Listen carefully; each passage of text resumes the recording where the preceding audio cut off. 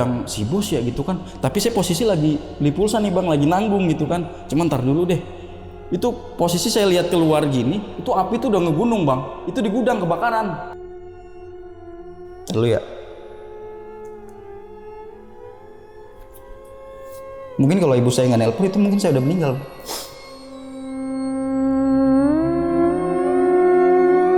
Nah pas saya udah ambil air, jadi posisinya sebelah kanan sini, sebelah sini kamar istrinya Om Haris. Saya balik badan, baru pegang begini saya balik badan bang, itu pocong berdiri, dan istrinya Om Haris itu natap pocongnya juga begini kayak kaget gitu. Jadi saya juga terpaku karena pas lihat pocong itu, istrinya Om Haris juga mungkin karena kaget, cuman diem aja gitu kaku. Saya juga malah pas saya kaku karena mungkin saya kaget, sok gelas itu jatuh. Itu gelas, cuma pas lagi pecah itu gelas jatuh ke bawah, pintu itu ketutup, jeger.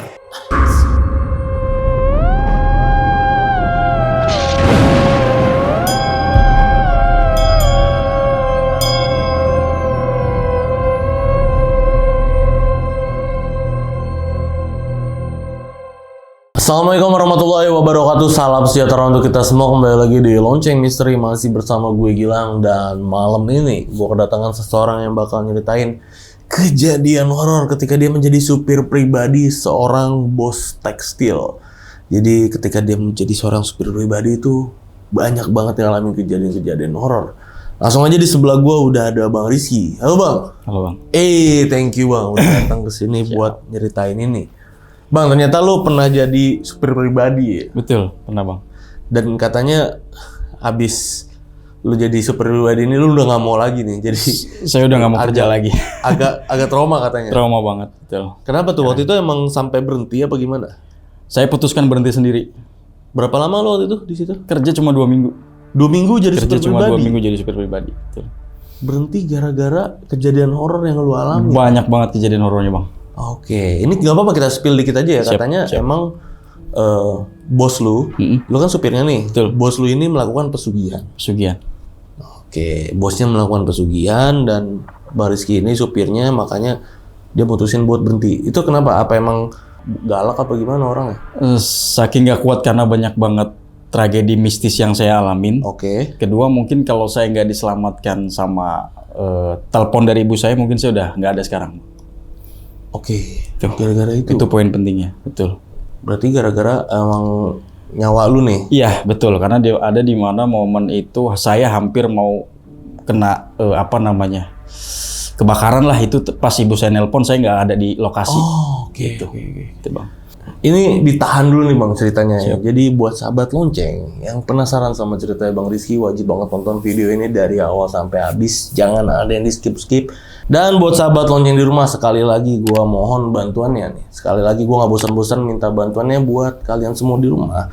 Itu bantu report akun palsu kita di Facebook, karena kita nggak ada akun fanspage di Facebook. Jadi itu tuh maling konten kita ya. Jadi mohon bantuan nih buat nge-report akun itu.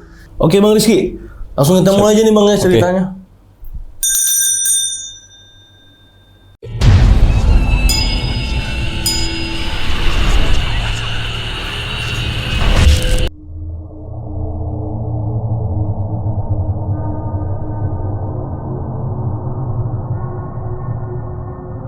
Ya ceritanya awal mulanya nih, jadi ingat cerita saya yang di kemarin tuh Bang.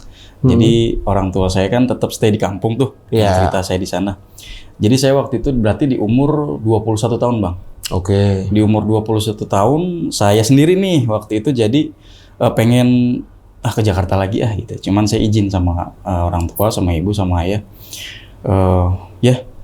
Ini ke Jakarta ya, tempat siapa? Ya tempat temen lah, coba untuk cari kerja gitu. Nah waktu itu saya putusin tuh Bang, jadi di bulan, kalau nggak salah udah mau akhir bulan November, Desember. Itu saya sendiri cuma dibekelin uang itu 250.000. Oke. Itu udah cukup besar ya pada waktu itu, tahun itu.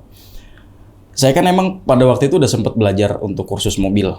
Jadi saya waktu itu nyamperin temen atau telepon waktu itu saya lupa. Oh enggak, saya langsung nyamperin ke rumahnya. Ada teman saya rumahnya di area Pulau Gadung, Faisal namanya. Jadi si Faisal ini saya datang kan, itu teman lama saya pada saat SD. Sal, gue ada butuh kerjaan nih gitu. Ah, butuh kerjaan. Lu bisanya apa, Ki? Ya lu kayak nggak tahu aja gue bisanya apa.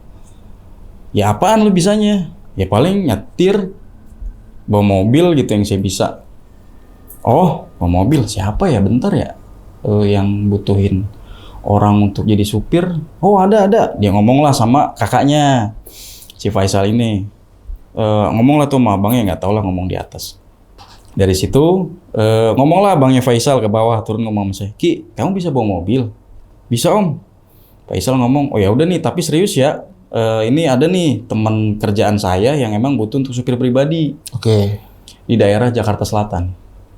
Singkat cerita besoknya saya ditemuin di kafe di daerah Jakarta Selatan.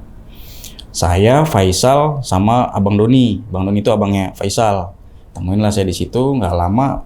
Di 30 menit itu si datang lah. Mukanya sih muka Asia ya. Bisa dibilang Cindo lah gitu kalau ya, Chinese. Sekarang Chinese, betul. Sekitar umur 40 tahunan lah. Oke, Datang lah ke situ ke kafe, ngobrol lah sama kita berempat. Jadi saya, Faisal, Bang Dodi sama om yang baru datang tadi. Kenalan lah sama saya, namanya siapa? Saya bisa dipanggil Iki om. Oh Iki. Tapi kamu beneran bisa bawa mobil? Bisa om. Mana SIM kamu? Saya liatin SIM saya. Ini om, SIM saya. Oh iya benar. Dia ngobrol lah sama Doni tapi di luar saya. Jadi dia ke meja sendiri sama Bang Doni, dia ngobrol. Entah lah ngobrol apa, saya ngobrol sama Faisal. Sal, gue kok kayak takut ya kerja sama orang itu. Saya di awal udah kayak gitu sama Faisal.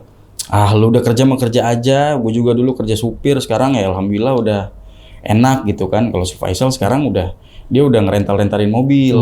Kenapa lu bisa bilang sama Faisal, kok gue takut? Apa yang lu rasain waktu itu? Gak tahu bang, jadi mukanya itu, gue ngomong jujur aja di sini ya. Iya. Jadi mukanya itu walaupun dia putih bersih, cuma nyeremin. Serem. Menurut gua, nggak tahu kalau menurut Faisal dan yang lain ya. Menurut gue tuh gue udah ada kayak langsung rasanya tuh udah aneh di awal. Makanya gue ngomong lah sama Faisal. Nah nggak lama langsung dateng om yang tadi sama Bang Doni. Ki, nih mau ngomong. Ya ini disaksiin ya kita ya, Bang Doni, Faisal, kenalin namanya Om Haris. Om Haris namanya. Namanya Om Haris, Om ini. Jadi ada disiapin kertas ya, sama saya untuk siap untuk tanda tangan di situ. Jadi di kertas itu tertulis saya dikontrak selama 1 tahun. Oke. Untuk jadi supir pribadi dengan gaji pada waktu itu ya 4.500.000. Gede dong. Itu udah cukup gede om. Iya. Menurut saya langsung nanya. Saya kan baca dulu nih om. Saya baca sampai setengah di situ sampai bawah. Akhirnya saya tanda tangan. Ya udah kalau udah siap tanda tangan aja. Sebentar, Pak, Om, saya bilang, ini gaji serius buat saya segini. Serius, karena memang kamu nanti bisa dibilang kalau libur boleh, cuman dengan bahasa dialeknya dia ya. Cuman nanti kamu kerja bisa extra time nggak? Jadi kamu nanti tinggal di rumah saya. Oke. Jadi saya tinggal itu di rumahnya, gitu. Jadi nggak dikosin, nggak saya ngontrak sendiri atau enggak. Jadi saya memang tinggal di rumahnya Om Haris, disuruhnya. Biar standby terus ya. Biar standby, betul. Oh ya udah deh, saya bilang. Itu saya langsung oke di situ. Padahal hati saya tuh ngeganjel. Padahal hati ada yang ganjel. Padahal hati tuh ngeganjel, kayak nggak enak aja. Iya. Itu di awal tuh. Hati berkata tidak ya berarti. Cuman ya saya lihat nominal, terus saya ingat lagi sama orang tua dan adik-adik saya di kampung. Jadi saya okein pada waktu itu. Dan itu, ya udahlah saya ambil lah gitu, saya okein. Tanda tangan saya. Disaksiin, ada materai juga. Itu kurang lebih udah jam 8 malam. Itu malam itu juga saya ikut. Langsung. Ya? Langsung itu saya langsung ikut. Jadi Bang Doni, Faisal langsung, ya udah ya Om Haris saya titipin ya, Iki teman saya nih, bisa dibilang udah deket juga sama adik saya, sama Faisal. Jadi saya mohon titip lah. Oke udah tenang aja lu tenang aja. Udah ini pokoknya, udah nih kerja sama gue bakalan ntar jadi sukses lah gitu. Saya dalam hati, wah masa iya sih? Itu kan udah dikasih iming-iming yang seperti itu di awal gitu. Wah mungkin ya, amin, dalam hati gue sukses beneran nih. Apalagi si Bang Doni bilang di kerja tempat elit gitu kan. Saya belum pernah nih gitu kan, punya pengalaman yang langsung kerja di tempat orang elit dan jadi supir pribadi. Udah tuh Bang, pokoknya saya perpisahan sama Bang Doni, sama Faisal, emang saya udah bawa tas juga. Malam itu juga saya udah disuruh bawa mobil. Oke. Sama Om Haris nih. Udah lu santai aja, tenang, kalau gue lagi pengen kemana lu anterin ya, itu obrolan kita udah di jalan ya. Jadi Faisal Bang Doni udah pulang, kita juga pulang tuh. Udah tuh Om, rumahnya gede, rumahnya besar dan dia cuma tinggal berdua sama istrinya. Om Haris ini. Jadi saya udah masuk nih, saya udah disiapin kamar di belakang, cuman ada satu satpam di situ. Jadi satpamnya juga kalau saya bilang apa ya, jutek. Satpamnya jutek. Ya jadi kan saya baru bawa masuk mobilnya, mau masuk garasi ya kan, dibukain pintu. Terus saya kenalan nih, Om Harisnya ngenalin saya. Nih ada kerja baru nih sama gua, nanti kalau misalkan dia pulang malam lu bukain nih pintu. Oh ya, gitu dong jawabnya. Pokoknya mukanya kayak ya gimana sih, jutek lah gitu mukanya ke saya. Nggak tahu emang pembawaannya dia, nggak tahu ke saya doang. Saya disuruh masuk, kenalin lah sama istrinya. Wah, Om, istrinya cakep banget. Cakep tuh. Usianya mungkin beda 10 tahun Om, menurut saya. Cindo juga. Yui. Looknya oke lah Om gitu. Menurut gua gitu. Gue dipersilakan lah ke belakang. Belakang itu nyelusurin kolam renang. Oke. Jadi lewatin kolam renang, saya lewat samping, nggak lewat pintu utama ya. Saya lewat pintu samping, ya layaknya pembantu lah. Lewat pintu samping, saya ada kamar di situ. Niki, kamar lo ya di sini. Dan ini duit pertama lo gajian. Saya udah digaji. Masa sih? Saya udah digaji Om. Malam itu saya udah digaji. Nih 4,5 juta. Jadi kalau misalkan lo butuh apa-apa, lo nggak usah nanya-nanya gue lagi. Oh paham. Nggak diamplopin malah, tebelnya segini nih. 4,5 juta, duitnya 50 ribuan. Saya masih inget tuh. Gila. Di malam itu, lu tidur aja sekarang. Besok pagi jam 9 lu bangun, lu anterin gua. Oh siap bos, ini beneran saya digaji. Udah, lu hitung lagi kalau nggak sesuai 4,5 juta, lu balikin ke gua. Gua ngimpi apaan ya, langsung digaji. Gua kalau kabur mungkin bisa kali ya. Saya langsung, cuman enggak lah gitu kan. Ya udah tuh saya tidur jam 10, saya alarmin itu jam 5 subuh. Saya sholat subuh. Nah, saya sholat subuh itu kan emang posisi kamar mandi itu kan di luar. Jadi bukan di kamar saya. Saya keluar tuh emang jam segitu hening. Jadi satpam juga saya longok gini karena bisa ngelongok Om dari depan gini. Kan cuma ada kolam renang sama taman-taman gitu. Itu udah nggak ada. Satpam itu nggak tahu tidur, nggak tahu gimana, saya nggak tahu. Nah, saya ambil air wudhu keluar kan. Nah, saya masuk ke dalam. Di area taman situ tuh kalau saya cium ya, itu menurut penciuman saya itu bau banget kayak kotoran binatang. Padahal nggak miara apa-apa. Oke, baunya amis berarti. Banget. Pokoknya kayak kotoran binatang. Tapi padahal bersih ya? Bersih. Binatang juga nggak ada kok. Nggak ada sama sekali. Nggak miara anjing? Nggak ada. Nggak miara sama sekali. Kalau miara anjing mungkin di luar udah tahu saya suaranya. Ini nggak ada sama sekali. Okay. Jadi ya udahlah, karena saya mungkin itu penciuman saya masuk, saya sholat. Selesai saya sholat kurang lebih 20 menitan. Saya coba untuk keluar karena udara pagi gitu ya. Itu masih 5:30 Om. Sama, saya masih cium aroma itu juga. Pokoknya area situ. Tapi kalau saya keluar ke area satpam tadi itu udah nggak ada. Oke. Baunya cuma di area situ aja. Area kamar saya dan area daerah taman, kolam renang. Di situ aja. Nah, saya ke depan, saya mau bangun satpam kan, takutnya dia ketiduran atau di pos. Nah, satpam itu udah nggak ada. Saya buka coba pintu gerbang gede, tapi masih dikunci. Mungkin jam segitu masih dikunci kali ya. Pokoknya masih hening lah. Udah nggak ada satpam, saya ke dalam lagi. Saya ke dalam lagi tuh. Nah, pokoknya waktu itu di hari Senin, pas banget hari Senin. Jam 8 Teng nyamperin ke saya, Om Haris. Ki, ini sarapan buat kamu. Saya dikasih nasi uduk. Udah habis itu lo siap-siap anterin saya ke gudang. Gudang waktu itu gudangnya itu ada di daerah Jakarta Barat. Jam 8 saya berangkat, sampai di daerah Jakarta Barat jam segitu kan masih macet Om. Jadi sampai di daerah Jakarta Barat itu kurang lebih jam 10. Dikasih tahu lah saya. Nah ini Ki, ini pabrik Om. Jadi dia punya pabrik kain tekstil di daerah Jakarta Barat. Oh gede, warnanya semua catnya biru, saya masih ingat itu. Masuklah saya ke dalam, pokoknya pekerjanya itu si Om Harisnya ngomong sama saya punya anak buah di sini kurang lebih 20 orang. Ini biar kamu tahu ya gitu maksudnya. Jadi saya ke dalam, oh iya Om, saya dikasih tahu lah ini tempat tentang penjahitan segala macam, ini konveksi lah. Konveksi. Pokoknya dari bahan kain sampai jadi baju. Si Om Haris itu punya. Nah, ada di situ momen di mana saya disuruh ke belakang untuk ngambil air. Kan saya belum tahu Om, di mana belakangnya, di mana ngambil airnya kan saya nggak tahu. Lu ambil air ya ke belakang buat saya gitu. Minum apa Om? Air hangat aja. Ambilin air hangat buat saya. Ntar anterin lagi ke sini. Posisinya tuh gudangnya itu emang cuman kotak gede persegi panjang, cuman banyak banget pintu. Oke. Banyak banget pintu dan koridor-koridor luarnya juga ada. Saya bingung mau lewat luar, mau lewat samping. Akhirnya saya nanya sama pekerja di situ yang dia lagi lewat ya, dia lagi bawa sapu lewat. Bang, nanya bang, ngambil air ke belakang lewat mana ya? Oh, lewat depan aja bang. Kalau lewat sini, lewat banyak pintu ntar bingung. Oh iya lewat depan. Jadi saya lewat pintu samping juga. Saya lewat pintu samping ke situ. Pokoknya di pojok sebelah kiri. Iya benar sebelah kiri ada pintu. Nah di situ. Oh iya siap makasih. Saya telusurin lah tuh. Sampai di ujung situ emang benar ada pintu, saya masuk ke situ. Nah, di satu situ ada satu ruangan lagi tuh yang saya lewatin. Ruangan itu baunya sama persis kayak yang saya cium di rumah Om Haris. Oke. Baunya sama kayak bau binatang. Ini nggak tahu ya ini saya ke bawah halusinasi atau apa, saya nggak tahu. Karena pada saat saya nyium bau itu dengar suara babi.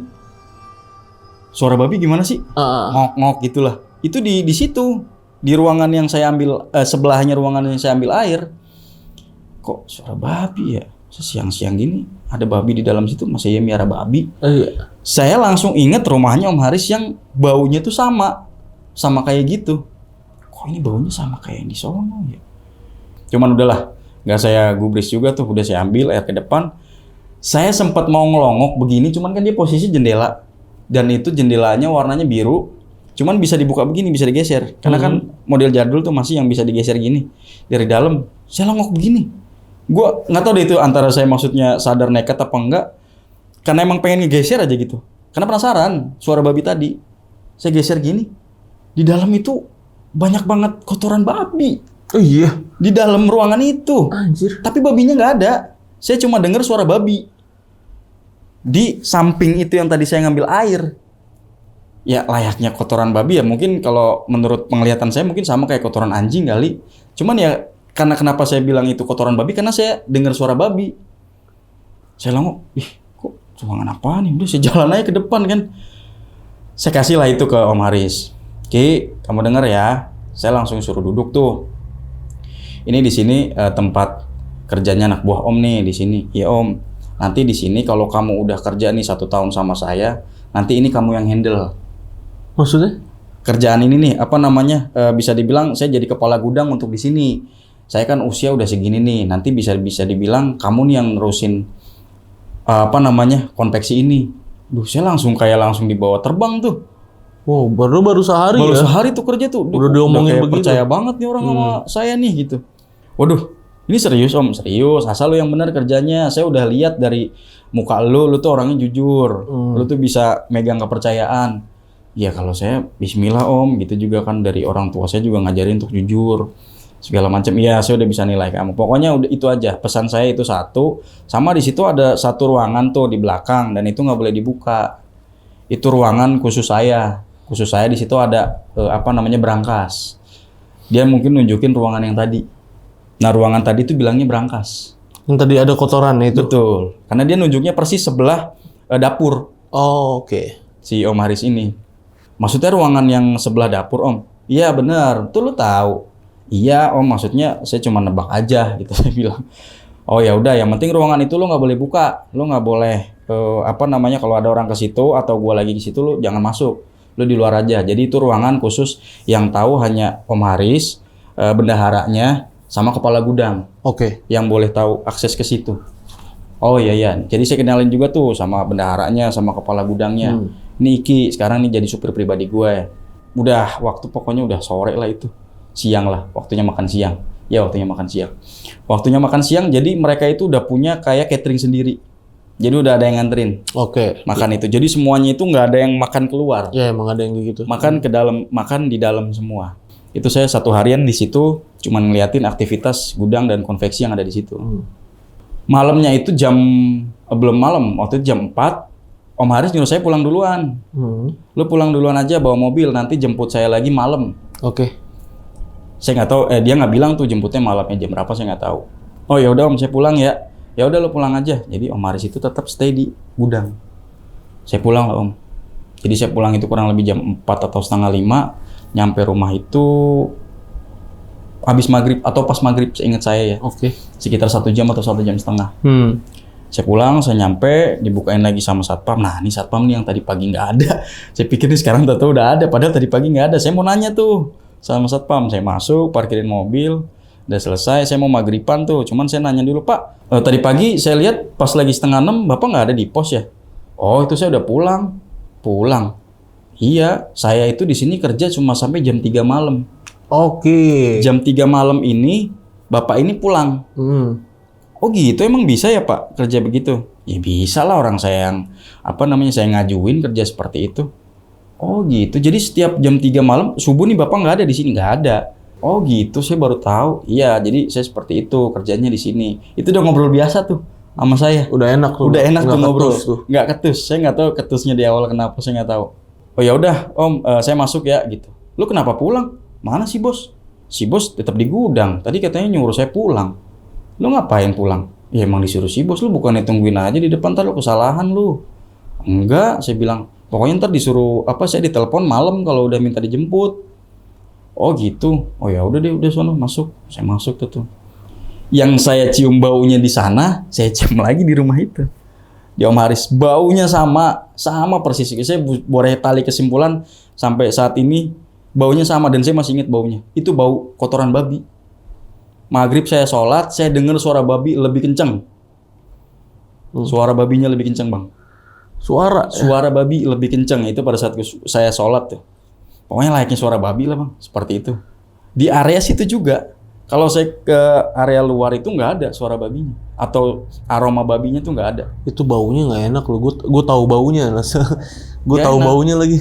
Bau kotoran babi tuh nggak enak. Nggak enak. Tapi kalau saya udah tutup pintu nih di kamar udah nggak kecium. Oh, udah nggak. Jadi pokoknya kalau saya di luar aja gitu. Makanya kalau saya kadang kan suka keluar ke daerah pos gitu kan, itu nggak kecium. Tapi kalau saya di situ kecium banget aromanya. Nah, nggak lama dari situ habis maghriban, istrinya si Om Haris ini keluar. Bajunya segini, celananya. Oke. Baju seksi lah. Itu dia keluar nggak tahu mau kemana. Keluarin motornya waktu itu motor gede. Motor jenis CBR gitulah. Dia keluar sendiri tuh, nggak pakai helm. Dia naik motor sport, bener. Shit. Kalau saya bilang saya suka Om. Bener. Orang perawakannya masih kayak umur 20-25. Jo, bukain pintu, teriak dia. Oh, baru pertama kali nih dengar suaranya gitu kan. Siap, Bu. Bukain pintunya. Keluar tuh. Wah, tinggal saya berdua doang, nggak mau Parjo. Jadi pokoknya habis maghriban tadi lihat istrinya bos keluar, udahlah. Saya ngobrol aja lah di pos gitu. Om, di sini kan udah 1 tahun lebih ya Om. Om, kalau daerah belakang situ aroma, maaf ya, babi kecium nggak sih Om? Belakang situ. Dia nunjuk gitu. Iya. Ya udah, nggak apa-apa katanya. Maksudnya nggak apa-apa? Ya udah, orang namanya kecium aroma babi kan? Iya. Ya udah nggak apa-apa, lu cium aja aromanya. Lah maksudnya gimana? Ya emang di situ tuh ada babi. Ada babi. Saya begini ngomong, ada babi di mana? Orang nggak ada. Dia mungkin keceplosan ya ngomong kayak gitu. Nah udah lu lupain, ntar juga lu tahu sendiri. Oh gitu. Pak Parjo ngomong gitu. Oh ya udah deh Pak Parjo, makasih ya infonya. Di hari ketiga, keempat, kelima saya seperti biasa nganterin Om Haris seperti biasa. Jadi setiap harinya itu tetap saya nganter ke gudang konveksinya yang ada di daerah Jakarta Barat tadi. Di hari kelima seperti tadi ritmenya tuh sama. Jadi kalau misalkan saya udah nganterin Om Haris ke sana tuh saya disuruh pulang dulu. Jemputnya tuh nanti kalau jam 1 atau jam 2 pagi. Saya baru ditelepon.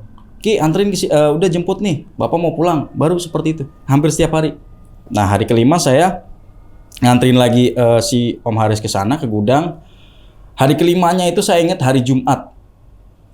Hujan, saya nggak boleh pulang sama Om Haris. Saya nggak tahu tuh kenapa. Biasanya kan nyuruh pulang, seperti yang tadi saya bilang. Malam itu saya nggak boleh pulang. Ki, kamu tunggu sini dulu ya. Mungkin Bapak nggak nyampe malam kayaknya nih. Yang penting kamu jangan nanti kalau misalkan Bapak lagi di dalam, kamu jangan masuk. Karena lagi ngobrol sama pekerja sini. Dan itu ngobrolnya di gudang yang tadi. Yang di gudang yang saya bilang ada kotoran babinya. Ngobrolnya itu di situ.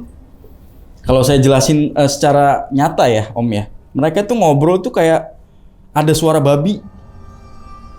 Dan itu tuh saya tuh kalau misalkan lagi pengen ke dapur aja atau pengen ke toilet, udah pasti denger suara babinya itu. Udah pokoknya saya udah campur aduk tuh di situ. Apa gue pulang aja ya? Duit 4,5 juta itu juga belum saya apa-apain Om. Sama sekali belum saya apa-apain. Saya ke depan lagi seperti biasa. Saya ngerasa tuh ngantuk banget jam 8. Badan capek lah. lelah itu.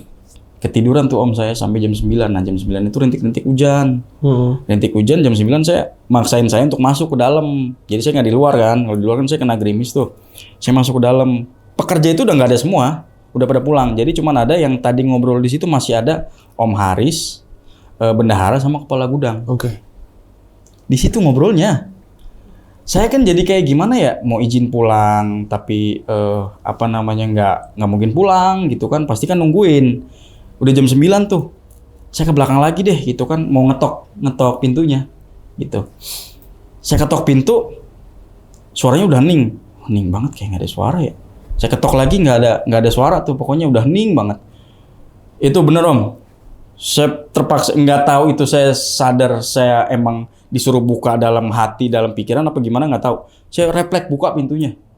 Saya refleks, aduh. Om, kalau boleh saya ngebayangin ya, saya refleks buka pintunya, itu duit di mana-mana. Anjir.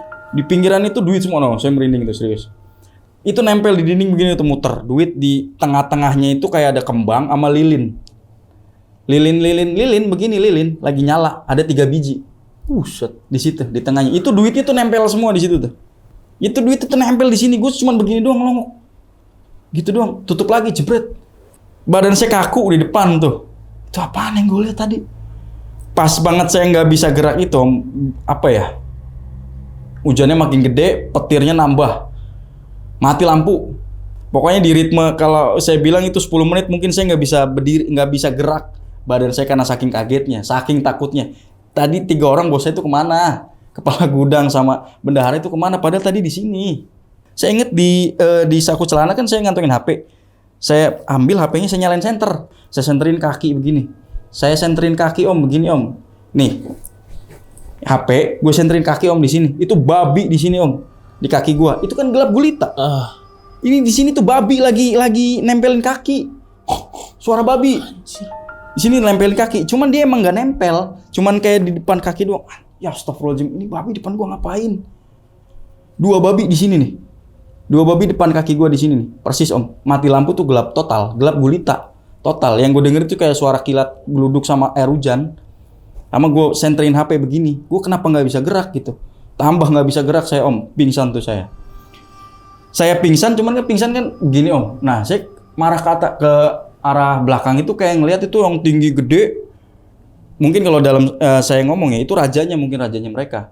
Jadi diri, babinya itu kupingnya panjang begini. Matanya persis ininya apa? Hidungnya hidung babi.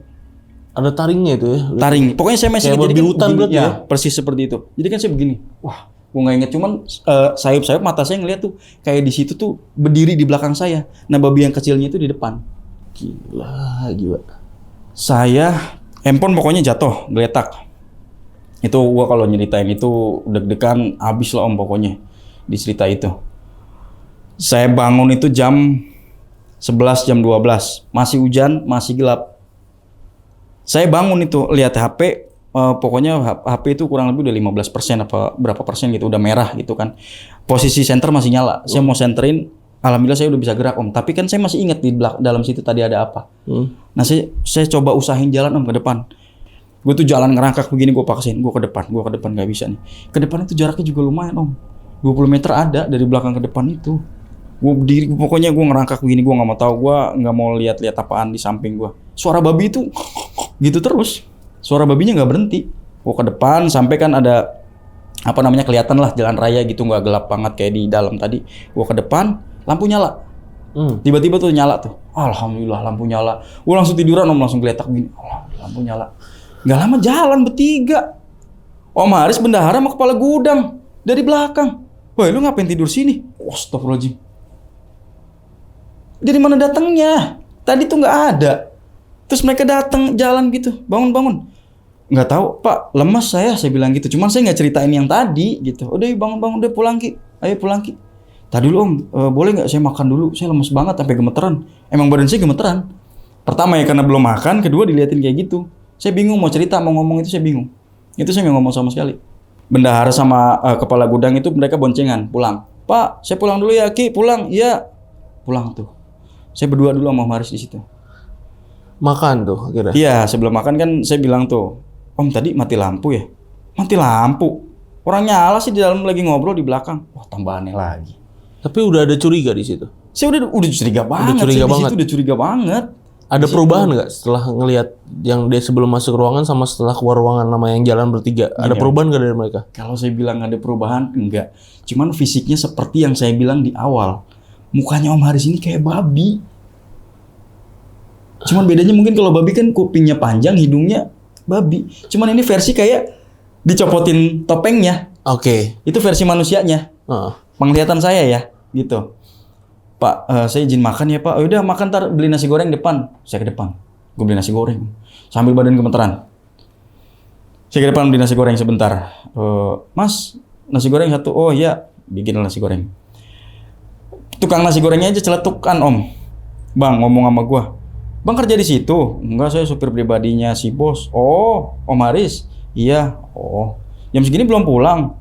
Belum, ini mau pulang. Oh ya udah, hati-hati ya. Ya Om, saya makan dulu dah. Pokoknya gue makan lah di situ. Obrolan-obrolan santai lah. Dia nggak nyerempet juga masalah ini. Cuman dia ngomongnya tuh gini Om, terakhir sama saya. Pada saat saya mau bayar, ini duit gaji kamu apa duit dari si bos? Duit saya. Emang kenapa Pak? Oh ya udah nggak apa-apa. Nggak, takutnya kamu udah gajian. Takutnya. Jadi dia tuh kayak nutupin. Oh. Seolah paham nggak maksud saya? Iya. Nah, takutnya ini duit udah gajian kamu gitu. Kalau emang kamu belum ada duit, terus ini duit gajian, simpan aja duit gajinya. Jadi dia tuh nggak pengen ngambil uang gaji. Iya. Justru pengennya, enggak Om, ini duit saya dari kampung kerja. Oh ya udah, saya ambil 15.000. Saya balik, udah Om Haris nungguin di mobil. Pulanglah itu saya malam itu. Saya malam itu pulang Om sambil perasaan campur aduk dalam hati. Om Haris di belakang saya ngomong gini, Ki, nanti lo di bulan depan lo gua kasih bonus ya. Oh, siap bos. Emang kenapa? Gak apa-apa, kerja lo bagus. Perasaan kerja gue biasa aja. Padahal baru berapa hari juga. Baru berapa hari. Baru berapa? Oh, siap Om, makasih banyak Om. Ya, ntar lu bisa kirim-kirim ke kampung buat ibu, buat adek gitu. Oh, iya siap, makasih Om. Udah tuh sampai di rumah lah saya Om. Sampai di rumah itu saya 12:30. Pokoknya perjalanan itu dari jam 10:30 sampai jam 10:30 lah waktu itu. Sampai di rumahnya, sampai di rumah Haris. Pokoknya nggak ada sambutan istrinya dan segala macam tuh nggak ada istrinya. Pokoknya saya bisa lihat itu mungkin sekali 2 kali. Nah, di situ Om, di hari besoknya, itu kan hari Minggu, saya libur. Saya ngambil izin untuk libur tuh. Om, saya libur ya Om, saya capek nih Om, ngantuk. Oh, lu hari ini libur, padahal hari ini lu mau gua ajak jalan-jalan. Aduh, jalan-jalan. Mana nih? Nggak usah Om, saya libur, saya di rumah aja Om. Om, ini nggak apa-apa ya Om. Ya udah nggak apa-apa, lu istirahat aja. Gua aja yang bawa mobil. Ya udah, cek mobil diminta, saya di rumah seharian tuh Om. Jadi pada saat saya istirahat juga kan saya ngobrolin cuma sama Pak Parjo. Saya ngobrol sama Pak Parjo. Pak Parjo, saya pengen tahu dong, si bos itu orangnya gimana sih? Si bos itu orangnya gimana? Iya, gimana sih? Pokoknya si bos itu orangnya tuh pendiam. Tapi kalau sama saya ngobrol terus gitu. Iya, pokoknya dia kalau sama orang luar, sama saya tuh dia pendiam. Apalagi sama istrinya. Sebenarnya istrinya sama Pak Haris ini sudah dibilang itu udah nggak bersatu lah. Gitu. Cuman karena mereka memang diharuskan seperti itu, jadi di satu rumah. Diharuskan seperti itu? Diharuskan seperti itu, saya nggak tahu lah itu omongan Pak Parjo arahnya kemana, saya nggak tahu. Yang penting mereka itu harus satu rumah aja, jadi nggak boleh pisah. Oh, Pak Parjo menceritakannya seperti itu. Oh gitu. Terus apa lagi Pak yang Bapak tahu? Ya itu di belakang ada babi. Ngomong lagi kayak gitu, di belakang itu ada babi. Saya nggak tahu itu. Sampai kemarin saya bilang di gudang sono ada babi 2 di kaki saya. Nah, itu lo lihat kan sendiri. Iya benar Pak Parjo. Iya, lu lihat nggak ada babi yang lebih gede? Iya, saya lihat bener di belakang saya babi gede. Nah itu Om Haris. Anjir. Dia sampai buka-bukaan itu. Dia buka-bukaan ngomong kayak gitu. Itu Om Haris sebenarnya yang jadi raja siluman babi. Oh maksudnya, Pak Parjo gimana sih maksudnya? Lu di sini dikerja, dikontrak, lu digaji 4.500.000. Itu gaji udah gede nggak? Iya gede, bener ya udah. Nanti bakalan lu jadi babi. Maksudnya gimana lagi nih? Gue jadi babi, dia Pak Parjo ngomong kayak gitu. Lu tahu nggak setiap jam 3 pagi ini kenapa gue pulang? Nggak tahu. Iya karena setiap jam 3 pagi itu ritualnya dia di sini. Oh. Di belakang itu lu sering kan nyium aroma babi dan segala macam. Iya. Makanya kenapa Om Haris sama istrinya itu nggak pernah berhubungan. Emang larangannya. Jadi Pak Parjo itu seakan udah tahu semua ceritanya rumah tangga Om Haris sama istrinya. Iya. Karena menceritakan sama saya itu detail Om. Kalau saya ceritakan itu mungkin berjam-jam.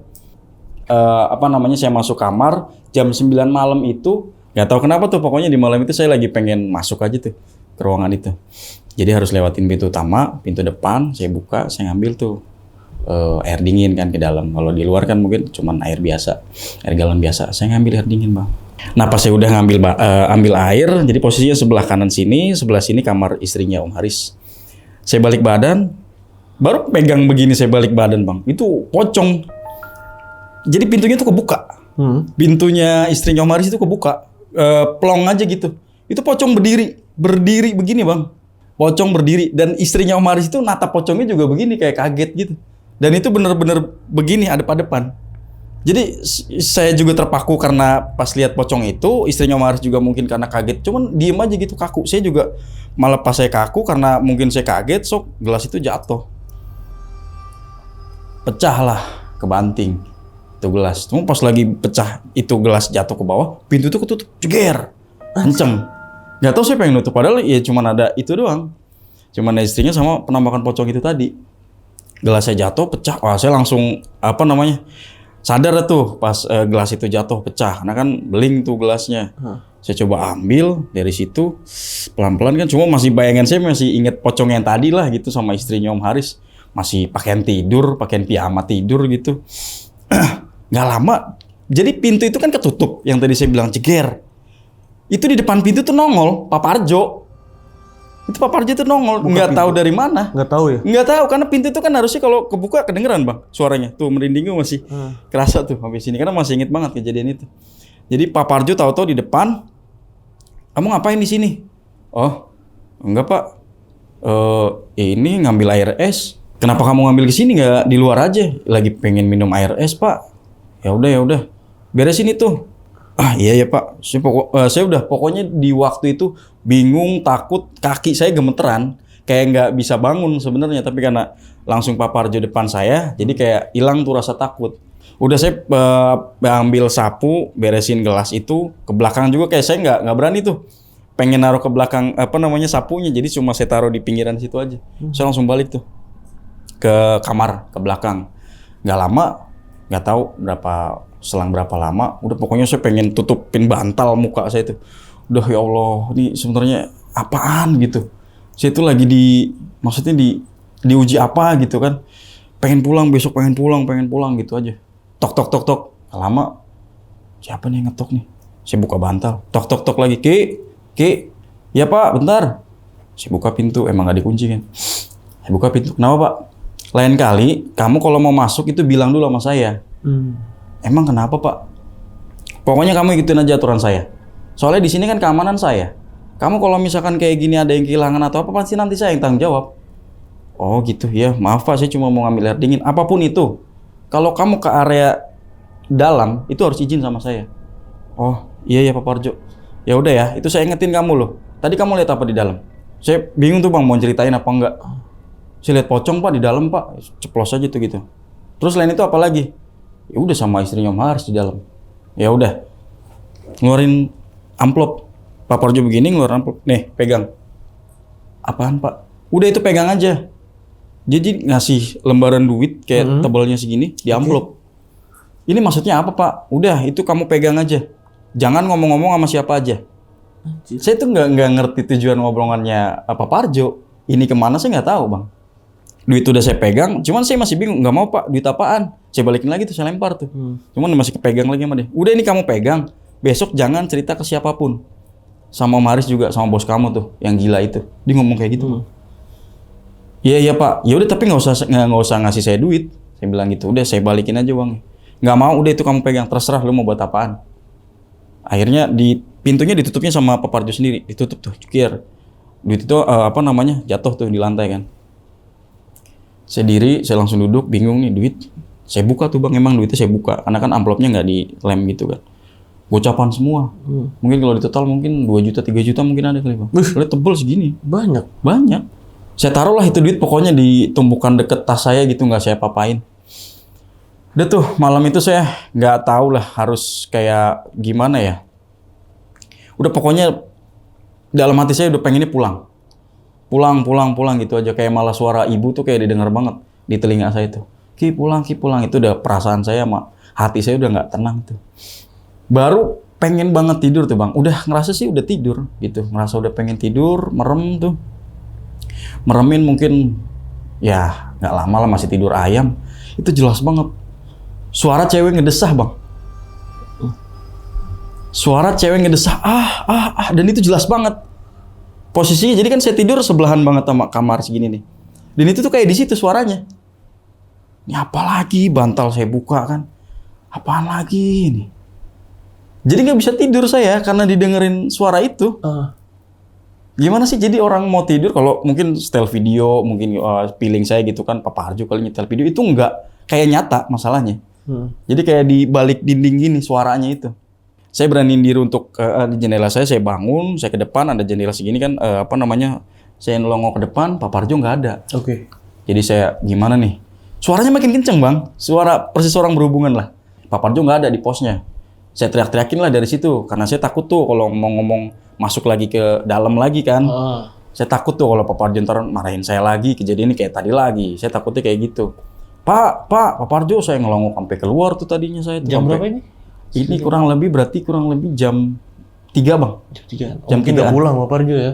Saya juga mikirnya gitu, jam 3 itu udah pulang. Pokoknya saya ingat saya itu tidur kan jam 2 tuh. Pas jam-jam segituan tuh. Pokoknya jam 3 itu kan Papa Harjo bilang sama saya kan jam 3 selalu pulang. Nah itu saya teriakin emang, Pak. Dan suara itu dari luar tuh kedengeran bang. Suara ah-ahnya itu saya di depan pintu kedengeran. Kenceng banget berarti ya? Kenceng. Buset. Nggak masuk akal. Suara itu emang kayak di dalam rumah. Jadi bukan di luar rumah ya, di dalam gitu loh. Dan itu suara tuh keluar sampai keluar. Dan itu suaranya si Enci? Istrinya. Ya saya hafal suaranya. Betul. Saya teriakin Papa Harjo, tetap nggak ada sautan. Tasnya masih ada soalnya bang di pos. Oke. Kalau dia pulang pasti bawa tas. Oke. Kunci motor masih ada di situ. Jadi saya gimana ya? Jadi saya beraniin lagi tuh, masuk lagi bang lewat pintu utama. Karena kan emang akses di situ cuma ada lewat ruangan saya sama ruangan belakang. Kalau ruangan belakang itu dikunci pasti. Palingnya itu lewat pintu utama, dan pintu utama itu nggak dikunci. Karena kan ada Papa Harjo di depan. Saya coba buka takutnya dikunci kan, tapi ternyata enggak. Plak, saya buka masuk ke dalam. Saya masuk ke dalam, suara itu makin kenceng bang. Suara itu makin kenceng. Saya masuk ke dalam, ya itu di kamarnya istrinya Om Haris. Sementara Om Haris belum pulang. Hening banget, yang saya dengar cuma suara orang lagi berhubungan itu doang. Kaki saya tuh kayak mau ngelangkah, cuman gemeteran. Cuman saya paksain untuk maju, karena penasaran. Feeling saya cuma 2. Antara itu, maaf ya, waktu itu ya saya berpikirnya, Om Haris udah pulang atau nggak bawa mobil, atau maling.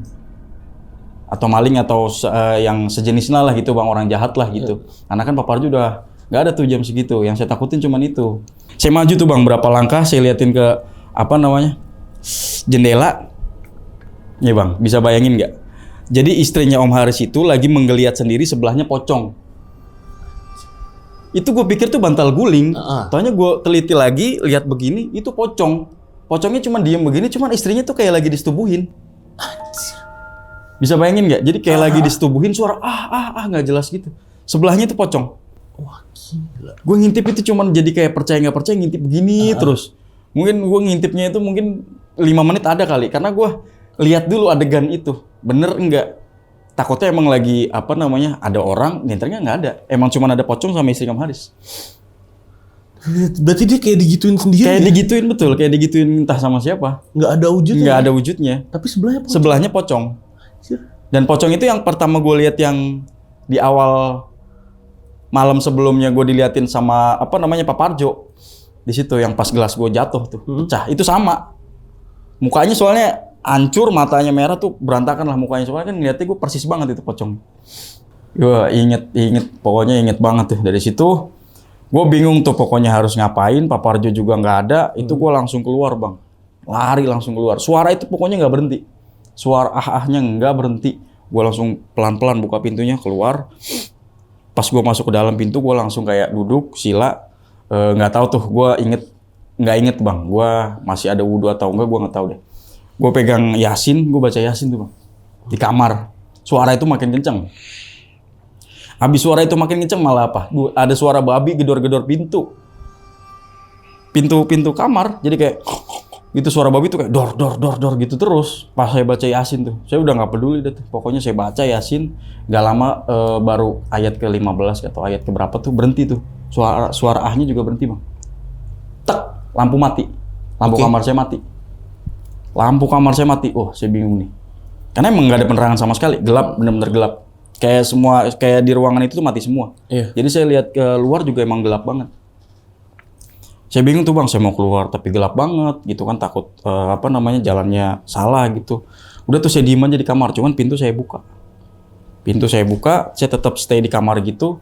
Saya nyalain handphone, saya coba telepon Om Haris atau Pak Parjo. Nggak ada yang ngangkat. Nggak lama dari situ lampu mungkin bisa dibilang 15 menit ada kali. Nyala lagi sendiri. Oke. Duit yang tadi dikasih Om Parjo itu hilang bang. Karena saya duduk di situ, hilang. Duit yang dikasih Pak Parjo itu hilang. Karena saya naruhnya tuh inget banget di sebelah situ samping tas. Itu hilang. Nggak ada. Perasaan gue tadi naruh di sini ya. Kok nggak ada duitnya? Malah jadi saya nyariin. Sebenarnya kan emang saya nggak pengen terima duit itu. Cuman yang saya bingung kenapa duit itu hilang. Duit itu beneran hilang bang. Saya cari di tas nggak ada. Pokoknya saya cari area kamar itu nggak ada semua. Saya ke depan lagi. Nyari Pak Parjo. Saya nyari Pak Parjo. Pak Parjo nggak ada. Emang udah jam segitu kan pikiran saya emang udah pulang. Pak Parjonya. Udah tuh di malam itu saya udah bingung bang. Udah di benar-benar kayak pagi itu tuh jam 8 saya pengen izin pulang aja. Atau mungkin emang nggak bawa tas dia pulang ya? Mungkin, saya nggak tahu deh tuh pokoknya. Di malam itu saya udah pengennya pulang aja karena Om Haris juga kan jam segitu tuh saya rasa belum pulang karena mobil belum ada, belum masuk ke garasi. Pak Parjo nggak ada, Om Haris nggak ada, suara istrinya juga begitu saya lihat penampakan pocong juga, saya masuk lagi tuh ke dalam. Saya tutup pintu, saya kunci, udah tuh. Saya nyalain handphone, saya setel sholawatan. Oke. Saya setel bang sholawatan. Udah tuh saya kayak nangis tuh bang. Gue sendiri kayak, ya Allah dari beberapa hari di sini nih udah banyak banget kejadian gitu. Emang saya nggak boleh kerja di sini atau gimana? Jadi saya masih ingat yang uang Om Haris kasih ke saya, itu saya keluarin bang dari dalam tas. Oke. Ini uangnya nih. Beneran uang tuh? Iya itu beneran uang. Cuman kan posisi masih dalam amplop bang. Jadi saya pegang tuh gini, saya nazar dalam hati pada saat itu. Kalau emang besok gua pulang nih, diizinin pulang, besok berhenti kerja, ini uang saya kembaliin. Saya ngomong gitu tuh dalam hati sambil kayak udahlah, uang mungkin bisa dicari gitu. Tapi kayak kondisi saya tuh udah bener-bener drop bang, gitu. Pengen ngembalin aja pokoknya ini uang gitu. Udah saya masukin tas lagi, saya paksain tidur. Itu udah mau suara kayak subuh tuh bang. Udah suara kayak mau subuh tapi tetap saya paksain tidur. Saya malah bablas nggak sholat subuh tuh bang. Sampai saya bangun itu seperti biasa alarm saya nyalain jam 7 saya udah bangun. Cuman emang nggak sholat subuh karena udah saking capeknya saya tuh. Saya jam 7 saya bangun, saya mandi tuh bang. Udah tuh bang, saya udah tekad. Dalam kamar mandi aja saya sambil mandi udah pengen ngomong, pengen pulang aja. Oke. Saya izin gitu sama Om Haris. Tapi saya lihat dari jendela itu kan kelihatan keluar itu. Om Haris tuh mobilnya belum ada di garasi. Jadi kayak belum pulang. Nah nggak lama istrinya Om Haris keluar. Jam 8 tuh. Manggil saya tuh. Baru pertama kalinya tuh manggil saya. Karena pas lagi saya kerja sampai pada saat itu baru ini kali manggil saya. Ki, ya ibu. Kayak ngambil gitu kan. Bisa minta tolong nggak? Oh iya bisa. Pak Parjo hari ini kayaknya nggak masuk deh. Oh iya, kenapa ibu? Minta tolong itu beresin kamar. Saya diminta untuk beresin kamar.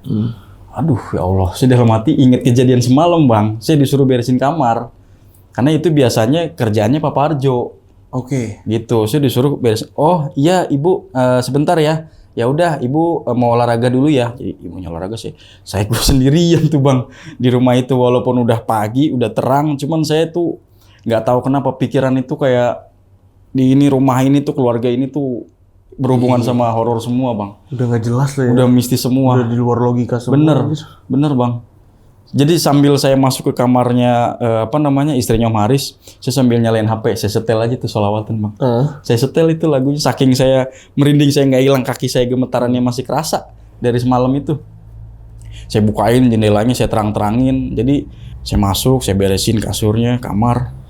Apa ya? Jadi pas di pojokan gini nih bang, ini kan saya posisi dalam nih. Posisi saya udah di dalam kasur, lagi beresin kasur, bantal depan. Di pojokan situ tuh. Jadi kayak tinggi tuh, merindingnya saya tuh. Tinggi, gede, kupingnya panjang begini, kayak babi. Persis itu kayak yang saya lihat di gudang awal. Oke. Itu padahal pagi loh. Wah itu rasanya saya bang, udah bener-bener nggak karuan. Lari saya bang ke depan, karena saking nggak ada orang kan di situ. Saya lari tuh bang ke depan. Jadi tuh kayak apa ya? Kayak mandorin saya gini aja berdiri gitu di pojokan itu. Saya lari bang ke depan bang. Lari ke depan, gue buka pintu pintu garasi. Nyariin orang kagak ada, sepi. Emang kompleknya kan emang daerah sepi. Jam-jam segituan jam masih olahraga orang cuman masih ke arah sana. Itu sepi banget bang. Gue kaki gemeteran nih bang, kaki. Pokoknya nggak berhenti gemeteran persis kayak semalam. Saya duduk di trotoar depan bang. HP masih ketinggalan tuh, sholawatan di dalam tuh bang. Oke. Udah tuh perasaan udah nggak enak. Nggak lama Om Haris pulang. Oke. Saya duduk di trotoar gitu, kayak orang bingung kan. Saya kan, Om Haris, Tintin. Wah, saya bukain pintu. Wah, cuman kan pintu yang baru saya ke depan kan cuma pintu yang kecil. Nah, saya bukain pintunya. Lu ngapain di depan situ? Saya bingung tuh mau ngomong apa enggak gitu. Enggak Om, lagi ini aja cari udara biar seger, saya bilang gitu. Itu pintu kenapa melongo begitu? Si Parjo kemana? Kata ibu nggak masuk hari ini Pak, libur. Gimana sih kerja pada libur-liburan? Pak Parjo tuh, Om Haris itu mukanya kayak gimana ya bang? Lelah banget lah gitu, capek bawa tentengan koper gede, dan tentengan itu saya baru pertama kali lihat tuh. Tentengan kopernya tuh masuk ke dalam, masuk ke kamar tadi kan yang saya mau beresin. Cuman saya bilang, Pak itu sebentar mau saya beresin dulu. Ya udah nggak apa-apa lu beresin situ, gue mau ke kamar atas aja gitu. Saya kamar atas, Pak Haris ke kamar atas tuh. Pokoknya saya waktu itu gimana caranya ngilangin ketakutan karena udah ada Pak Haris di dalam. Jadi tetap saya beresin bang. Yang tadi itu saya lihat dulu ngintip dulu begini saya nih, masih ada nggak? Udah nggak ada. Udah hilang tuh. Saya beresin tuh bang, kamar tetap saya beresin. Nggak lama dari atas Pak Haris manggil saya, ke, kenceng banget suaranya lagi bang. Kaget tuh saya, lagi pas beresin udah kelar, ke. Saya dipanggil tuh suruh ke atas, sini ke atas. Aduh ada lagi nih kerjaan lagi nih, saya dalam hati gitu tuh. Kalau nggak ada Pak Parjo saya pusing nih. Dikasih kerjaan mulu, saya ke atas tuh bang. Gua ke atas, di kopernya Om Haris itu dibuka begini, isinya duit semua. Gila. Jadi kayak Om Haris ini kayak ngasih tahu loh gini, bang, saya ceritain detail ya. Lu mau nggak duit segini banyak? Saya langsung gitu. Maksudnya gimana bos? Gimana Om? Nih, duit gua banyak kan? Iya. Ya, sini gue mau ceritain. Lu duduk sini. Lu mau nggak duit segini banyak? Enggak Om, saya bilang saya kerja begini aja saya capek. Saya bilang apalagi duit segitu, bos kan udah bos. Iya, cuman lu bisa nih kalau lu punya duit banyak kayak gini lu ikutin gua. Ikutin gimana Om? Ya pokoknya nantilah lu gua kasih tahu ya. Saya kan waktu itu inget dikasih tahu Pak Parjo kalau Om Haris itu jadi pesugihan tuh ya, babi ngepet. Saya langsung inget ke situ tuh bang. Waduh, saya langsung takut tuh.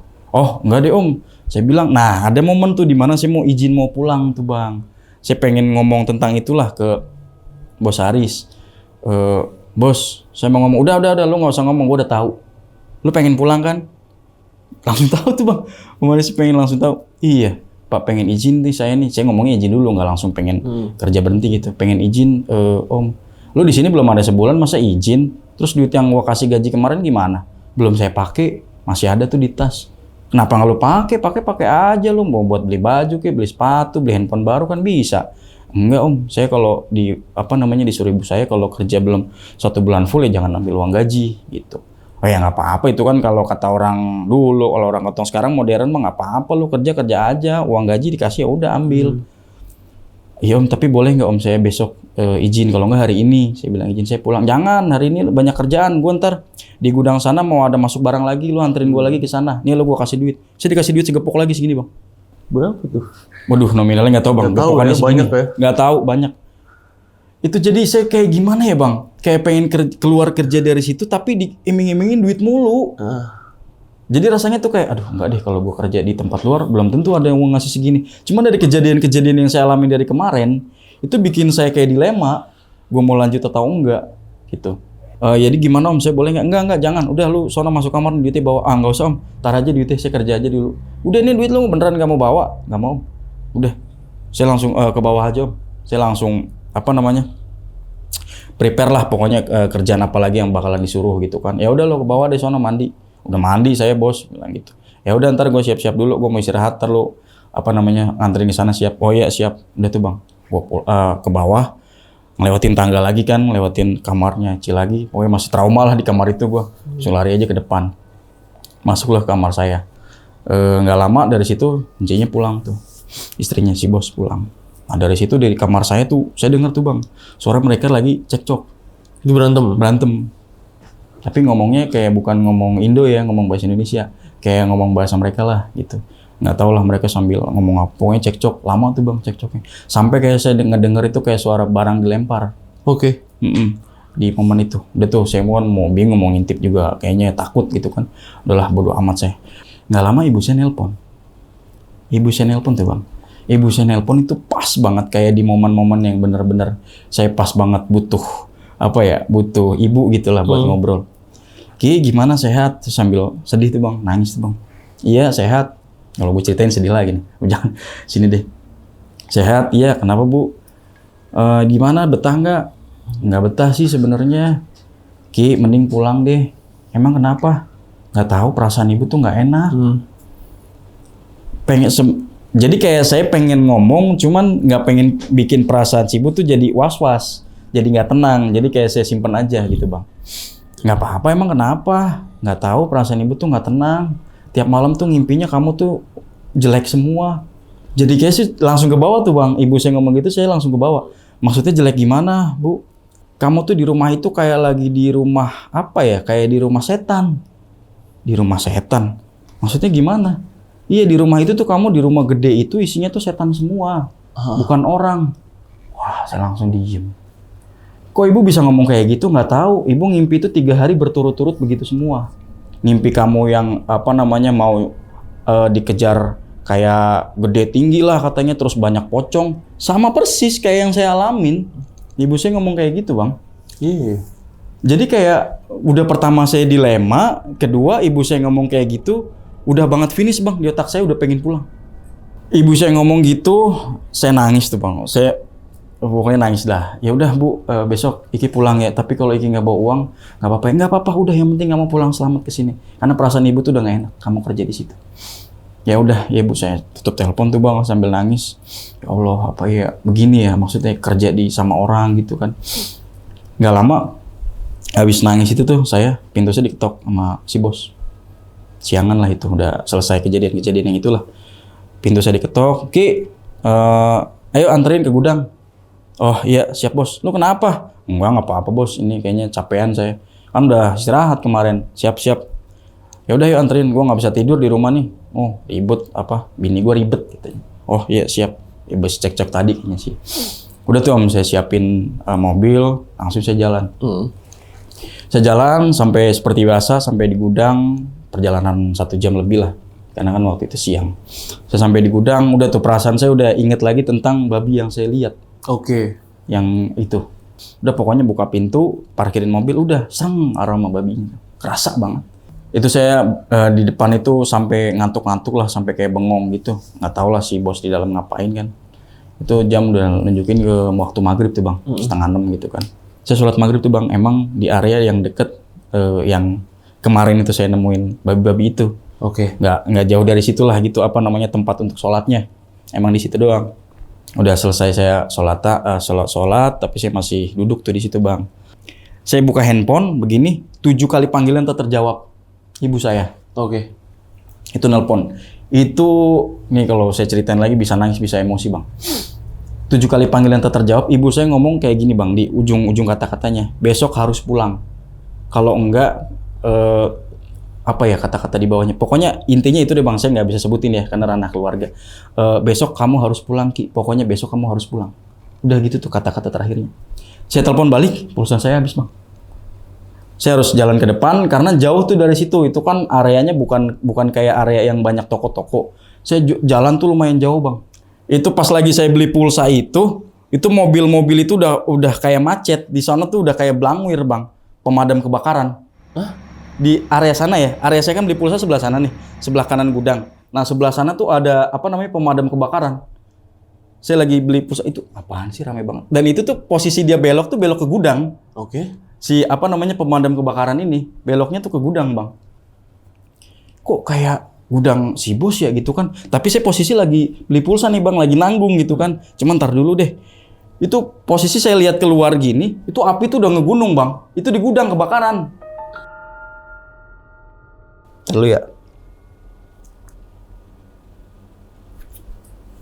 Mungkin kalau ibu saya nggak nelpon itu mungkin saya udah meninggal. Gila loh. Kebakar. Saya masih ingat banget bang, iya bener. Itu 7 kali panggilan, ibu saya nelpon. Kalau mungkin saya nggak beli pulsa keluar, mungkin saya udah meninggal bang. Gara-gara nyokap nelpon ya? Gara-gara ibu saya nelpon. Saya balik, itu beneran gudang kebakaran. Orang udah banyak ngumpul di situ. Iya, udah ada warga tukang, iya rame bener. ya, pasti. Udah rame, pokoknya udah rame banget. Karena emang jarak saya tuh lumayan jauh bang, ke depan ke konternya itu. Emang beneran jauh. Kalau mungkin jaraknya deket, mungkin saya udah balik lagi, udah mungkin walau-walam bang saya ceritanya. Saya balik ke gudang, orang-orang udah bilang babi. Kan Belangwir itu kan masuk bang. Jadi mereka nyemprotin dong, otomatis kan dibuka semua pintunya. Itu isinya tuh babi semua bang di dalamnya. Sama duit geletakan gitu. Jadi disemprot itu sambil nyemprotin mereka tuh, babi. Saya balik ke situ udah banyak banget orang, nggak lama polisi datang segala macem. Karena waktu itu kan yang kenal saya cuma tukang nasi goreng itu bang, yang di depan. Tukang nasi goreng itu datang pas lagi polisi ada. Nah ini kayaknya orang sini deh gitu. Karena kan karyawan udah pada pulang bang. Iya. Jam segitu karyawan udah pulang. Itu emang bener-bener bendahara si bos sama kepala gudang itu nggak ada. Mobilnya di situ udah kebakar bang posisinya. Mobil itu udah kebakar. Udah pokoknya udah gosong lah daerah area dalam luar itu. Orang tuh bilangnya babi-babi bang. Di dalam situ sama duit geletakan. Gila secepat itu ya kebakar ya? Cepet banget bang.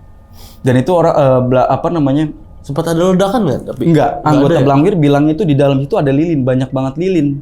Oh. Dan banyak babi di situ. Makanya mereka bisa bilang kalau ini sarang babi ngepet. Gudang ini. Warga heboh lah tuh bang di situ. Dari situ warga heboh, udah saya tuh lemes bang duduk. Tukang nasi goreng nyamperin saya, yang awal kemarin saya bilang. Mas, saya sambil nangis gitu kan. Kamu ini ya, kerja di sini belum lama. Iya benar, saya sopir pribadi. Untung kamu tadi ke depan, karena saya lihat kamu ke depan. Kalau nggak mungkin kamu udah meninggal di sini. Benar mas. Kamu orang Jawa kan, jadi ngomong Jawa nih sama saya mas gitu. Om, iya, ya udah mending kamu pulang besok. Cerita ini, mending kamu pulang. Terus ke rumah bos dulu kan, kasih kabar ke istrinya segala macam. Terus kamu pulang aja besok. Iya pak, saya juga mau kayak gitu. Makasih ya bang. Iya, sebenarnya saya dari awal udah tahu. Makanya kenapa kamu ingat kan pada saat saya mau nerima uang kamu, jangan uang dari bos kamu. Sebenarnya itu. Saya tuh udah tahu di dalam itu sebenarnya tuh yang kerja di sini tuh sebenarnya mereka tuh disuruh jadi babi ngepet. Jadi ini tuh gudang itu hanya untuk formalitas. Oh gitu. Ceritanya seperti itu, bang. Makanya saya diiming-imingin si bos waktu ke atas itu, kamu mau sukses nggak kayak gini? Saya suruh jadi babi ngepet, bang. Pendekatan ke saya. Oh jadi berkelompok ya? Berkelompok, betul. Maksudnya gue nih taunya 3 orang. Ya, betul 3 orang itu kan yang saya temuin yang pas lagi di gudang itu tuh bang. Nah setelah di pemadam kebakaran datang dan segala macam itu babi-babi itu geletakan mungkin ada 20-30 babi bang. Makanya kenapa kalau saya lihat pandang orang-orang yang kerja tuh kok kayak mayat hidup gitu dan segala macam. Jadi pokoknya cerita itu sudah lama ya bang. Jadi saya tahu kabarnya pun dari berita. Jadi ceritanya memang Om Haris ini emang penganut ilmu babi ngepet. Yang kerjanya itu pun memang sudah disetting bahasanya ya, suruh jadi babi ngepet. Jadi saya pada malam itu tuh, saya kan diminta keterangan sama polisi. Saya diminta nganterin untuk pulang ke rumah. Jadi saya di mobil polisi tuh bang. Saya udah nangis tuh bang. Saya mau ngabarin ibu saya tuh udah nggak ngerti. Gemeteran aja tangan saya. Kalau mungkin saya nggak diselamatin ibu saya udah beda cerita. Saya pulang, sampai ini pak rumahnya. Jadi polisi ngasih tahu lah ke ke istrinya. Pak Parjo tuh ketawa-tawa sama saya. Pak Parjo ketawa-tawa sama saya. Tahu gimana? Baru tahu kan lu? Iya, bener Pak. Bos lu kan babi ngepet kan, lu baru tahu? Iya, bener. Ya udah. Lu tahu nggak yang jadi pocong itu siapa? Enggak, gua yang jadi pocong. Anjir. Pak Parjo ngasih tahu yang jadi pocong itu saya. Yang ngawinin beginiin istrinya itu siapa? Gua. Saya yang ngawinin. Wah sakit gila. Ini tuh keluarga bener-bener, ya Allah, mungkin saya bisa mati berdiri bang. Kalau psikologi saya nggak kuat di situ. Jadi dulunya itu, Pak Parjo itu kompetitornya Om Haris dalam segi bisnis. Dulunya itu, jadi pabrik itu tuh kepala gudangnya Pak Parjo. Cuman karena waktu itu Pak Parjo sakit beberapa bulan, terus pulang kampung, dia minta izin untuk nggak kerja lagi di situ. Cuman Om Haris nyuruhnya untuk jadi satpam aja di rumah. Pak Parjo tuh kayak ngerasa direndahin bang, dari kepala gudang langsung ke satpam. Jadi saya tarik kesimpulan, Pak Parjo juga ngomong sama saya lah yang menganut ilmu untuk jadi pocong karena saya bisa giniin istrinya kapan aja di rumah. Bisa kebayang nggak Bang? Seperti apa tuh? Oh, ini gila sih. Jadi malah yang kaya itu justru Pak Parjo Bang. Karena menganut ilmu itu. Ya jadi setiap begini tuh dia dapat uang. Oh. Uang istrinya itu kerenggut semua sama dia sampai Pak Parjo itu sampai Om Haris itu kebakaran itu sebenarnya emang sudah disetting sama Pak Parjo. Om Haris itu bakalan meninggal di kebakaran gudang itu memang udah disiapkan seperti itu. Tapi duit yang pernah dikasih ke dia hilang juga itu. Duit yang dikasih ke siapa? Duit yang dikasih dari dia waktu itu. Nah, saya cek ke tas itu pada malam itu. Saya cek ke tas emang udah nggak ada duitnya. Itu daun semua isinya, Bang. Duit yang dari Pak Parjo. Duit yang dari Pak Parjo. Duit yang dari Pak Parjo emang hilang. Duit yang dari Om Haris berubah jadi daun semua. Wah. Udah tuh Bang, malam itu juga saya putusin untuk pulang, saya telepon Faisal. Sebelum telepon saya telepon Faisal dulu baru saya ceritain ke ibu. Itu saya di rumah Faisal itu saya nangis Bang beneran. Itu saya di hari ke 2 minggu kalau nggak salah saya. Di hari itu tuh. Bener-bener yang kayak Masya Allah, saya bilang Bang Dani juga kayak nangis gitu. Saya udah nyampe rumahnya Faisal sama Bang Doni itu udah kayak nangis. Maaf ya Ki, gue nggak tahu kalau bos itu kayak gitu. Ya nggak apa-apa Bang. Tapi lu dapat duitnya? Enggak Om, saya udah nggak mikirin duit. Saya bilang gitu. Ya udah besok lu gua ngosin Bang. Dan sekarang istrinya itu istrinya Pak Haris itu gila Bang. Istrinya udah Pak? Gila. Kenapa? Nggak tahu. Itu kabar baru-baru ini apa kemarin? Pokoknya saya punya kontaknya Pak Parjo soalnya. Masih ada? Saya masih ada kontaknya Pak Parjo. Jadi sampai sekarang tuh jadi kayak apa ya kita sekarang ya. Udah jadi temen lah gitu, cuman mungkin saya masih jaga jarak aja. Cuman dia menceritakan seperti itu. Cuman dia masih nganut itu? Nggak tahu. Saya kalau itu nggak tahu Bang. Jadi maksudnya Pak Parjo adalah apa sih namanya keselnya orang, dari sakit hatinya orang, ya bisa menimbulkan apa aja. Itu Bang. Karena Pak Parjo ya itu, merasa dia kesel, terus merasa pengen gua aja nih yang renggut semuanya. Karena kan Pak Parjo udah tahu kalau istrinya Om Haris itu nggak pernah begini. Jadi Pak Parjo yang bersekutu sama pocong untuk dapetin keuntungan itu. Berarti endingnya Pak Parjo di situ sama istrinya? Enggak, Pak Parjo udah cabut juga Bang. Nggak lama saya cabut itu Pak Parjo juga. Yang penting kita udah nyimpen sama-sama nomor. Di luar situ baru Pak Parjo ngobrol semua sama saya. Yang tadi saya bilang, saya itu dulu kompetitornya saingan bisnisnya Om Haris dulunya. Karena waktu itu saya bangkrut, saham itu dibelilah sama Om Haris. Tapi kebakarannya murni pure kebakaran atau emang karena kebakaran dan itu memang ada lilin Bang, nggak masuk akal. Gitu. Itu memang ada lilin di situnya. Ya, berarti emang karena kebakaran karena lilin kan? Karena lilin, tapi kan dia nggak masuk akal banyak babi Bang di situ. Lilin kan identiknya kan buat babi ngepet Bang. Tapi bukan, maksudnya nggak ada hubungan apa Parjo kan? Nggak ada. Cuman kayak Pak Parjo itu sudah tahu endingnya kan seperti itu. Oh, dikirain emang itu tuh penyebabnya Pak Parjo kebakaran, bukan kan? Enggak. Jadi kayak Pak Parjo itu udah tahu akan endingnya seperti itu. Itu Bang. Soalnya tadi dikirain udah disetting Pak Parjo, maksudnya Pak Parjo ini yang nyebabin kebakaran ini gitu loh. Kalau masalah itu mungkin saya nggak tahu ya. Cuman kan karena dari ketawanya dia, terus dari obrolannya dia, jadi seakan udah tahu bahwa meninggalnya Om Haris ini akan seperti ini. Tapi dia nggak runtutin jelas tuh dia yang membuat membuat Om Haris kebakaran itu kan nggak tahu saya Bang. Tapi bener meninggal ya Om Haris ya berarti? Om Harisnya meninggal. Semua ya? Kepala gudang. Iya, kepala gudang sama itu meninggal betul. Gua agak nggak masuk di gua nih karena kan ketika dia jadi babi ngepet berarti berubah dong. Harusnya kan berubah. Iya kan berubahnya kan kita nggak tahu Bang. Dan dia kemana-mana nih keluar. Iya. Tapi kenapa ketika ada kebakaran kebakar semua di situ? Nggak tahu. Itu kan berarti jejak pembuktian. Pada saat mungkin pas lagi jadi babi tuh mereka di situ. Oh. Gitu Bang. Jadi maksudnya kan untuk memberikan bukti kalau tempat itu tuh sarang babi ngepet. Gitu. Karena kan ada lilin, ada duit misalnya juga. lu jadi babi nih, lu jadi babi ngepet. Pasti kan kemana-mana jalan-jalan dong. Pasti, bener. Ya even gudangnya kebakaran pun, ya gudangnya kebakaran ya. Dulu kan masih jadi babi ngepet nih di luar, masih keluar. Harusnya nggak ikut kebakar dong. Iya harusnya. Cuman kan emang itu di mana momen udah mungkin pulang atau nggak tahu kan gimana. Dan lebih gilanya lagi itu ramean loh semuanya berarti ya. Iya bener. Sama karyawan-karyawannya. Nah ini Bang, mungkin ini yang terakhir-terakhir di perbincangan kita nih ya, dari cerita lu ini. Kemungkinan-kemungkinannya nih yang mungkin yang terjadi nih kan, karena lu jawaban aslinya juga mungkin lu banyak belum tahu kan. Iya betul. Kecuali si Pak Parjonya nih emang tahu sebenarnya. Si Incinya ini tahu nggak sih sebenarnya Om Haris tuh babi ngepet? Harusnya tahu dong ya. Kalau itu sih saya sebenarnya nggak tahu sih Bang, tahu atau enggaknya. Kan dari bau di rumahnya, dari kejadian-kejadian di rumahnya, harusnya tahu nggak sih? Pokoknya waktu itu Pak Parjo itu menceritakan ke saya nih Bang ya, mereka berdua itu sudah bukan layaknya suami istri gitu. ya kan? Jadi cuma menjalankan aja. Jadi kalau menurut saya sih nggak tahu bang. Nggak tahu. Nggak tahu. Oke sahabat lonceng, itu tadi cerita dari Bang Rizky ya tentang kejadian horor yang dialami waktu jadi supir pribadi. Jadi buat sahabat lonceng nih yang udah nonton video ini dari awal sampai habis, gimana pendapat kalian? Tulis di kolom komentar. Dan sekali lagi nih Bang, kita mau ngingetin sama sahabat lonceng, kita nggak maksa buat orang-orang tuh buat percaya ya. Betul. Benar-benar diambil aja hikmahnya, diambil baiknya, buang buruknya. Ya percaya nggak percayanya balik lagi ke masing-masing, ke diri kalian masing-masing. Tapi emang apa yang lu alamin begini adanya Bang ya. Betul, gitu adanya. Bang. Oke, dan thank you banget nih Bang, udah bawain cerita ini sama sahabat lonceng, udah ceritain ini sama sahabat lonceng, terutama sama gua, thank you banget. Dan yang pengen jadi narasumber juga datang langsung ke Studio Lonceng Misteri sama seperti Bang Rizky, caranya gampang banget. Kalian bisa ke Instagram kita dulu di @loncengmisteri. Jangan lupa di follow dulu Instagramnya, lalu klik link yang ada di bio Instagram kita itu ya. Akhir kata gua Gilang izin pamit, Bang Rizky juga izin pamit. Bye bye.